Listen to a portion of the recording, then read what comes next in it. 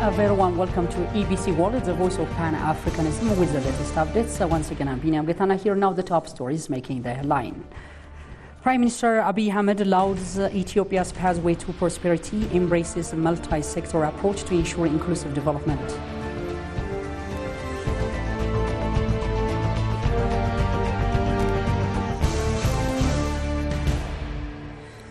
And Somalia joins the East African community.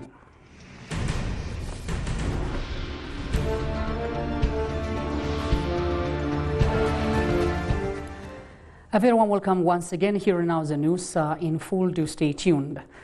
The celebration of the 48th anniversary of the National Independence Day of the Republic of Angola took place on Monday with a lecture under the theme Opportunities for Foreign Investment in Angola. Angolan Independence Day is celebrated on November 11 every year in Angola, and the country achieved independence from the Portuguese after a war that lasted over 13 years, which is known as the Angolan War of Independence. The day is a public holiday in Angola and is celebrated with parades, official ceremonies and other festivities across the country. Speaking on the occasion, Angolan ambassador to Ethiopia, Miguel Cesar, stressed that Republic of Angola is a country blessed with numerous untapped potentials in terms of arable land, water and maritime and mineral resources, manpower and also the strategic location of the country.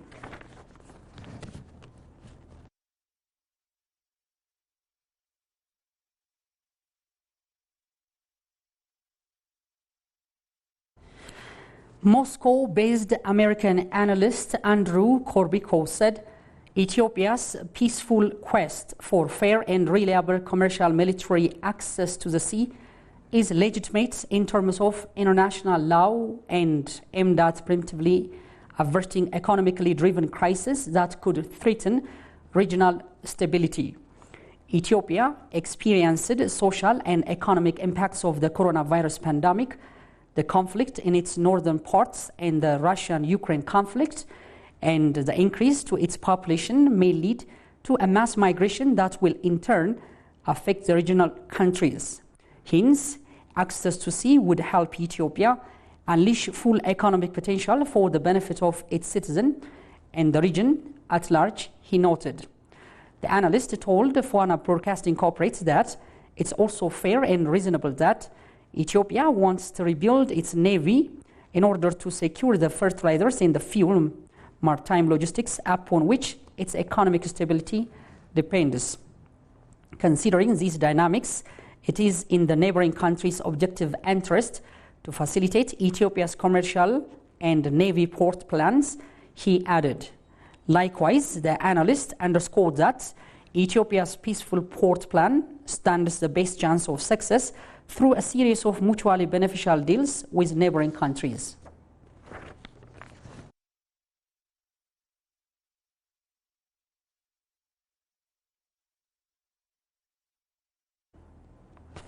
Dear viewers, you are still watching ABC World, the voice of Pan-Africanism. As the news continues, Ethiopia has prepared a national mining policy to sustainably harness its vast and untapped mineral resources. The policy aims to attract domestic and foreign investment by creating a transparent and predictable regulatory environment, promoting sustainable mining practices, and enhancing local community engagement, as indicated. The government of Ethiopia has given high priority to the mining sector, which lacked the priority it deserves, by considering it as one of the critical economic sector of the country, and is taking several reform measures.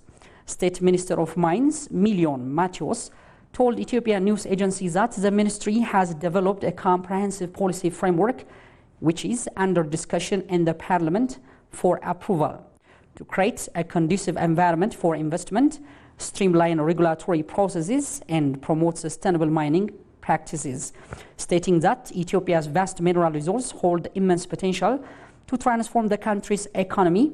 Million noted that the policy upon implementation will create predictability and transparency in the sector.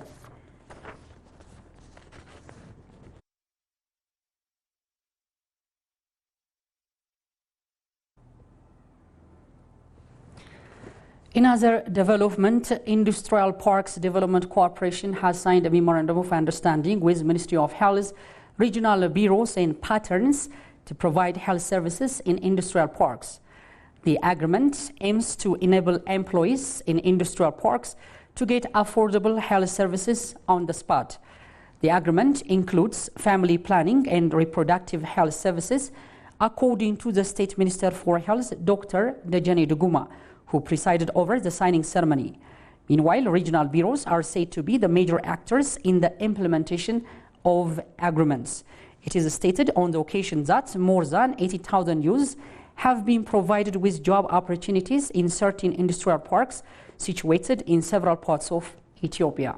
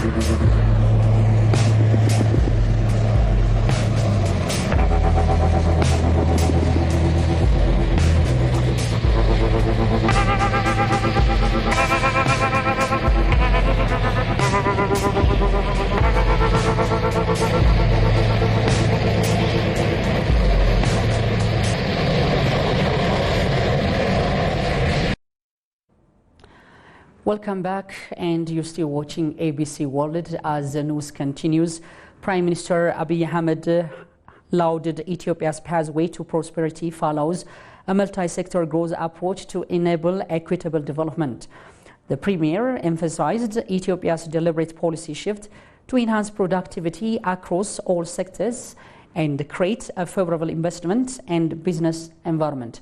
Goshu Malaso has compiled the full story. Have a look.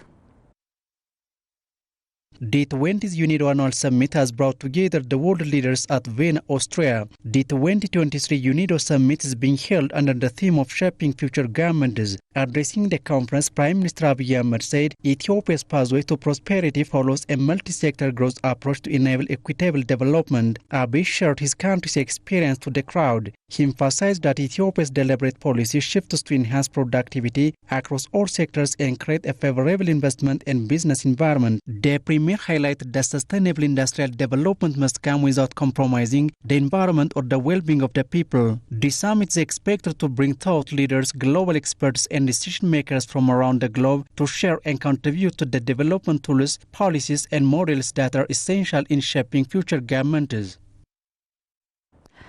And finally, the Horn of Africa nation, with a population over 70 million, is the 8th member of the EAC.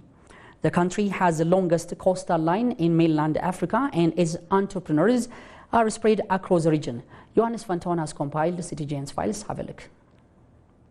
The Horn of African state Somalia becomes the 8th member of the growing East African community. President Hassan Sheikh Mohammed says his country is ready for business. The EAC market serves 300 million people from the Atlantic to the Indian Ocean. It is an extended market with a lot of people, and our citizens are already part of that market. We need to respect the rules as we undertake our business. With its own security challenges, Somalia has kept natural resources such as oil and gas, which is a potential investment opportunities for regional and multinational farmers. We need to work towards what we can offer to the EAC market. We have a coastline with resources, arable land, livestock, as well as technical skills and know-how. We must capitalize on them. Somali citizens have welcomed the new move by President Hassan Sheikh Mohamud as a new member of the East African community. As new members of the EAC, we are looking forward to taking advantage of the open market while supplying our products, access to regional travel documents to ease restrictions, as well as free visa. We commend the President Hassan Sheikh Mohamud for the progress. Others believe it is a quick decision. We have weak government institutions, particularly in the legal as well as education sectors, compared to other members of the community that have strong economy and education institutions. Therefore, it will not be easy, but we'll see how the government will approach this new regional bloc. Joining this new regional bloc, Somalia desperately needs technical support from regional members to support its reconstruction process. Many people believe that Somalia was already present as East African community with its entrepreneurs. Well, that wraps up the news from EBC World, the voice of Pan-Africanism. And thank you for being with us. Have a lovely time and enjoy the rest of the program. Goodbye for me now.